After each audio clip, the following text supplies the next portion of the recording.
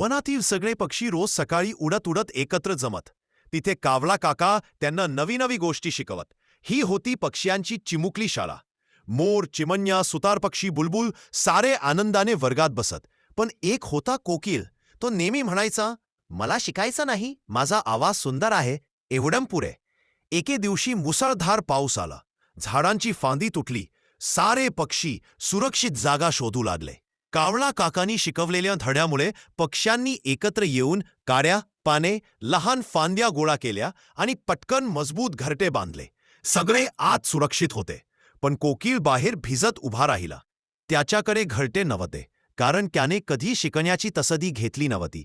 थंडी, वारा, पाऊस सहन करत तो कावळा काकांच्या घरट्याजवळ आला. कावळा काका म्हणाले, बाबा कोकिल, सुंदर आवाजापेक्षा ज्ञान महत्वाचं असतं. शिकलेलं कधीच वाया जात नाही. कोकिळला आपली चूक कळली.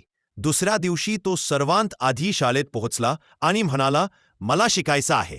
बोध, ज्ञान आणि कौशल्य हे कोणत्याही संकटात आपल्याला वाचवतात. त्यामुळे शिकणे कधीही टाळू नये.